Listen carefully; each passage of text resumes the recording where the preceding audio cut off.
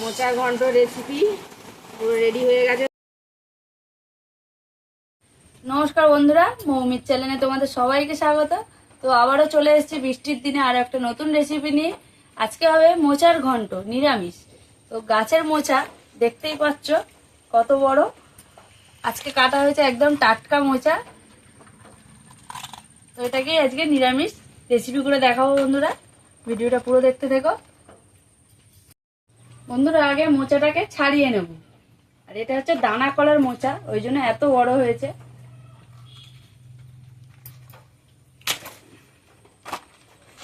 প্রথমে জামাগুলোর তলায় কিচ্ছুই নেই, খালি এখান থেকে আছে। কলা হওয়া শুরু হয়ে গেছে বন্ধুরা, দেখো। এই মোচা এরকমই হয়, ভিতরের গুলো একটু হয়। এই মোচা কিন্তু এক একটা মোচা অনেক করে দাম। বাজারে 200-250 টাকা দাম মোচাটার। আর এই মোচা তো খুবই ভালো, এই মোচা খুব মিষ্টি। এবার ডান্ডিটা কাট, ডান্ডিটাও কিন্তু খায় এটা। হ্যাঁ, এটা ভাজলে খুব নরম হয়। মানে এই কলার কোনো কিছুই ফেলা যায় না, শুধু পাতাটাই ফেলা যায়।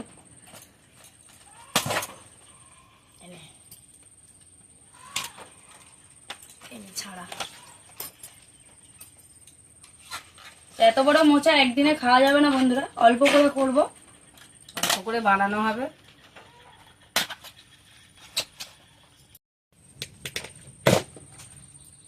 মোচাগুলোকে এবার এইভাবে ছাড়িয়ে নেব।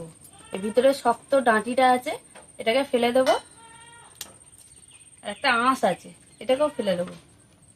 বলে জল নিয়ে নিয়েছি, আর জলের মধ্যে একটু হলুদ গুঁড়ো দিয়ে দেবো।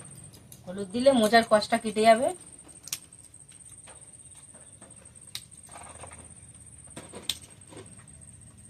মোচা কেটে হলুদ জলে ভিজিয়ে রাখলে মোচার কষটা কেটে যায়। তো আমি ছাড়িয়ে দেবো, ঠাকুমা কেটে নেবে।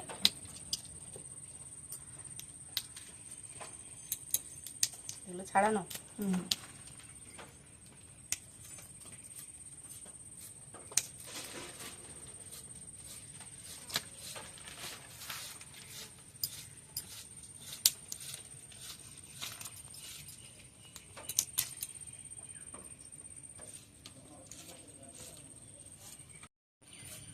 বন্ধুরা ছাড়ানো হয়ে গেছিল, শুধু শুধু বসেছিলাম, তাই ভাবলাম আমিও কেটে নিই। তো দুজনে মিলে কাটা প্রায় শেষ হয়ে এসছে। আর বলেই দিয়েছি আগে যে এত বড় মোচা একবারে করা যাবে না, অল্প করে করব।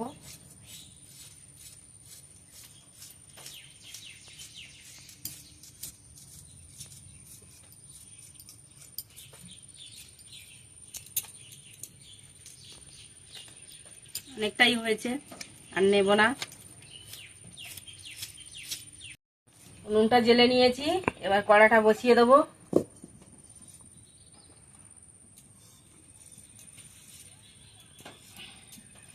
এবার আমি মোচাটা সিদ্ধ করে নেব। এর মধ্যে কেটে রাখা মোচাটা দিয়ে দেবো।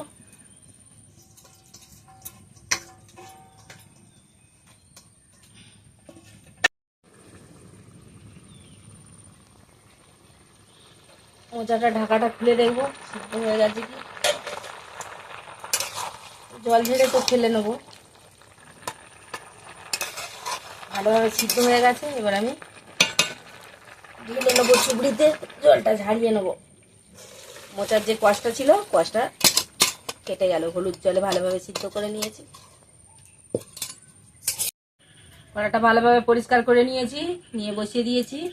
আর ওদিকে তো মোচাটা আগে ভাবিয়ে নিয়েছি। আর আজকে কিন্তু মোচাটা ছোলা দিয়ে রান্না হবে। এখানে ছোলা ভিজিয়ে নিয়েছিলাম, কাঁচা ছোলা। ছোলা দিয়েই আজ মোচার ঘন্টটা হবে।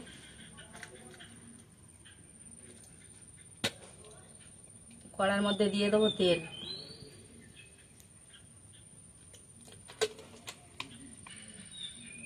তেলটা ভালোভাবে গরম হয়ে গেছে, তেলের মধ্যে দিয়ে দেবো শুকনো লঙ্কা,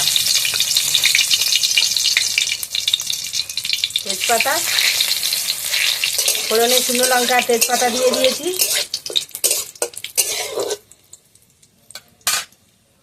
এবারে দিয়ে দেবো আমি কেটে রাখা পেঁয়াজ।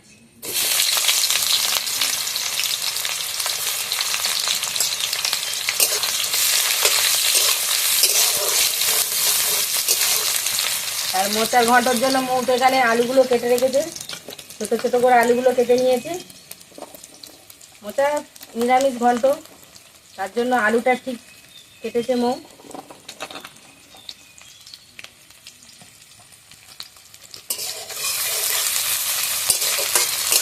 চিংড়ি মাছ ছাড়া নিরামিষ। হ্যাঁ, মানে চিংড়ি মাছ দিয়ে সবসময় খাওয়া হয়, কিন্তু এইভাবে খেলেও আর চিংড়ি মাছ দিয়ে সবসময় খেতেও ভালো লাগে। ভালো লাগে। এটা কিন্তু আবার ভালো লাগে। মোচার অনেক রকম রেসিপি বানানো যায় বন্ধুরা, তোমরা যদি কেউ দেখতে চাও আমাদের অবশ্যই কমেন্ট করে জানাবে। মোচার ডাল দিয়েও রান্না করা যায়। আজকে ছোলা দিয়েই মোচাটা হবে, মানে চিংড়ি মাছের বাদ আজকে ছোলা আর মোচা আর আলু দিয়ে একটা দারুণ রেসিপি হবে, খেতে অসাধারণ লাগবে কিন্তু।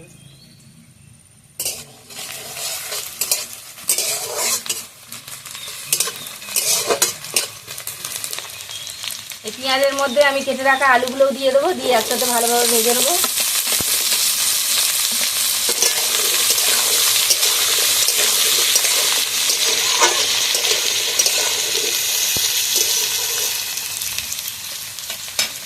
আলুটা আর পেঁয়াজটা ভালোভাবে ভেজে নিয়েছি, এবার আমি বেটে রাখা আদা রসুনটা দিয়ে দেবো।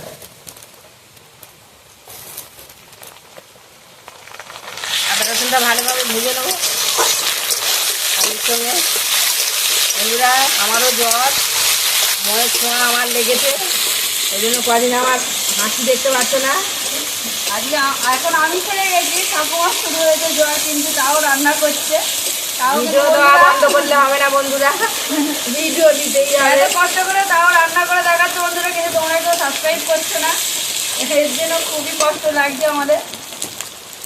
আদা রসুনটা দিয়েছি, একটু সামান্য জল দিয়ে দেবো, কেননা মশলাটা পুড়ে যাবে।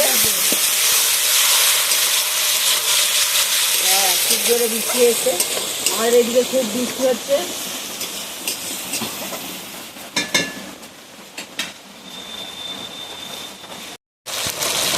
দিয়ে দেবো হলুদ গুঁড়ো, লঙ্কা গুঁড়ো,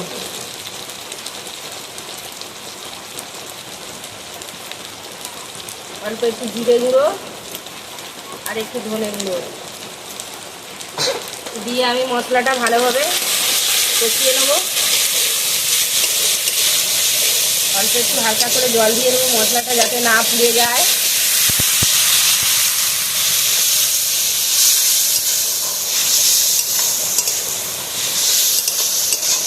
বৃষ্টি এসছে, আমাদের আবার কমে যাবে বৃষ্টি। এবার আমি ভিজিয়ে রাখা ছোলাটাও দিয়ে দেবো, মশলার মধ্যে দিয়ে দেবো, ভালোভাবে কষে নেবো।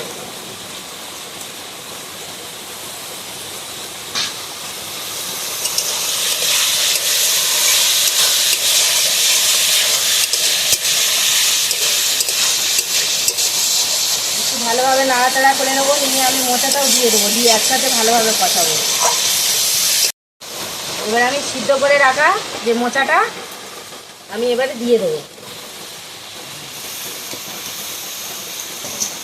দিয়ে এবার আমি ভালোভাবে সব একসাথে কষিয়ে নেবো। অনেকক্ষণ ধরে কষাতে হবে, ছোলা মোচা আলু সব একসাথে সুন্দরভাবে অনেকক্ষণ ধরে কষিয়ে নিতে হবে।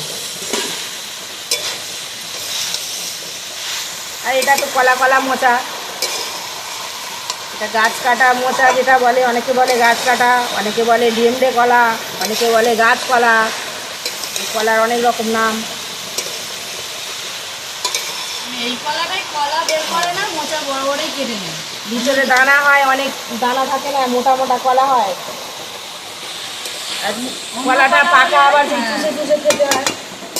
অন্য কলা হলে তাও মোচা রেখে দেওয়া হয়, কিন্তু কলা ছাড়ার পরে মোচা কাটা হয়, কিন্তু এই কলার শুধু মোচাটাই নেওয়া হয়। মোচা চোর খাওয়ার জন্যই বেশি মানে জানে সবাই। এই কলা খুব একটা লোক পছন্দ করে না, এত দানা, এই কলা বেশি পছন্দ করে না। এই কলাটার ঠোঁটটা খুবই উপকারী, এই কলা ঠোঁট, ওই জন্য এর দামটা বেশি। তরকারিটা ভালোভাবে আমি কষে নিয়েছি, অনেকক্ষণ ধরে কিন্তু তরকারিটা আমি কষিয়েছি, একদম ভালোভাবে সব সিদ্ধ হয়ে গেছে, বেশি জল লাগবে না। আর আমি বেশি ঝোল ঝোল করবো না, শুকনো শুকনো চচ্চড়ি মতো হবে। আর আমি একটু খুন্তি দিয়ে এইভাবে ভালোভাবে ঘেঁটে দেবো তরকারিটা, একটু মাখা মাখা মতো হবে, কেননা এটা তো কলা কলা পটটা, ওই জন্য আমি এইভাবে একটু ঘেঁটে দেবো। এবার আমি অল্প করে হালকা করে অল্প জল দেবো, বেশি জল দেবো না।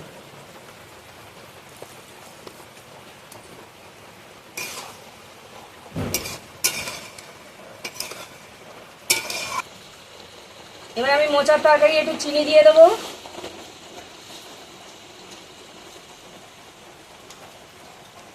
একটু মিষ্টি দিলে খেতে ভালো লাগে।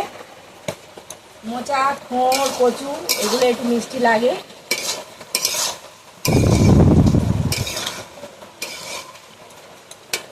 এবার আমি একটু ঢাকা দিয়ে দেবো।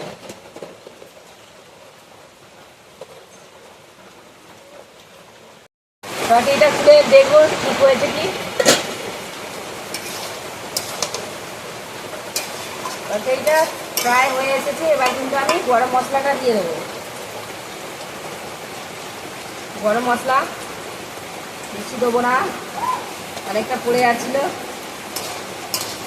দিয়ে আমি ভালোভাবে এইভাবে মোচার ঘন্টটা ঘেঁটে দেবো। এইভাবে একটু ঘাঁটা ঘাঁটা হবে মোচার ঘন্ট।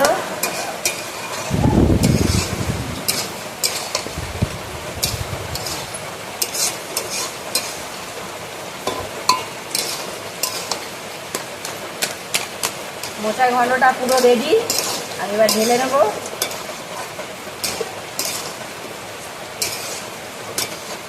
ছোলা দিয়ে মোচার ঘন্ট,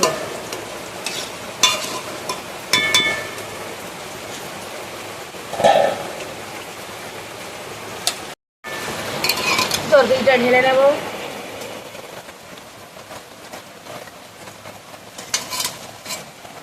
মোচার ঘন্ট রেসিপি পুরো রেডি হয়ে গেছে, তরকারিটা আমার এরকম হয়েছে। বন্ধুরা, ছোলা দিয়ে মোচার ঘন্ট কিন্তু রেডি হয়ে গেছে। আর তরকারিটা ঠাকুমা শুকনো শুকনো করেছে, কত সুন্দর। তো ভিডিওটা বন্ধুরা যদি ভালো লেগে থাকে অবশ্যই লাইক কমেন্ট শেয়ার করে দিও। আর যারা নতুন বন্ধু আছে তারা অবশ্যই চ্যানেলটিকে সাবস্ক্রাইব করে দিও।